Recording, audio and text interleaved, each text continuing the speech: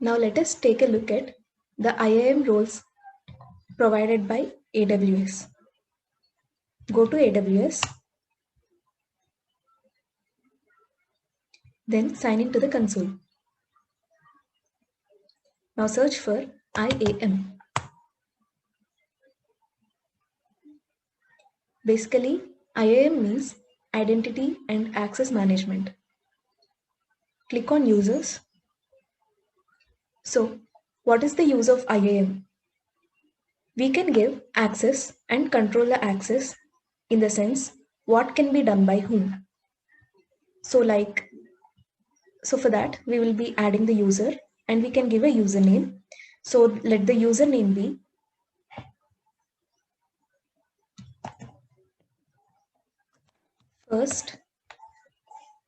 my first app access, and select how these users will access AWS. Access keys and auto-generated passwords are provided in the last step. So as discussed, it is just like controlling the access to the applications through these credentials. So the access can be of two types: programmatic access, which enables an access key ID and secret access key for AWS API, CLI, SDK, and other development tools. This is the first one. So basically, this is the programmatic access, as in which service can use what and which service can do what it can access, what can be done by it, and all. The other type of access is AWS Managed Console Access, which enables a password that allows users to sign in to the AWS Management Console. So we shall be using programmatic access because we will be using Travis Continuous Integration tool, which is nothing but a software piece. So we will be giving it the access key ID and secret access key for that, so that using these credentials, Travis will be able to access AWS. Next, permissions. Then go to attach existing policies directly.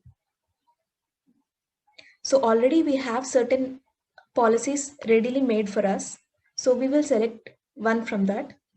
So since we are using Elastic Beanstalk, we shall just give full access, whatever can be done to the Elastic Beanstalk, all those full access will be given through this particular credentials, and this particular credentials we will be giving to Travis CI. So AWS Elastic Beanstalk. So we can see here AWS Elastic Beanstalk full access. Click here and next and next and yes.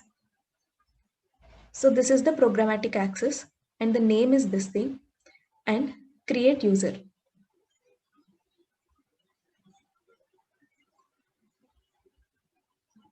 So these are the credentials. Let us download it.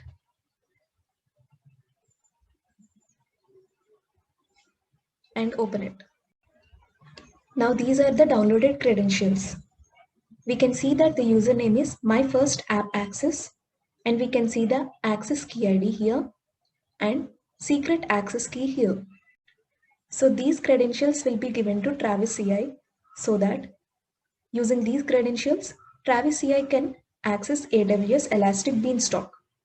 And whenever the deployments are there, like whenever the new code changes are given to the GitHub, those will be tested by Travis, and if everything is fine, it just deploys in the dedicated place of Elastic Beanstalk.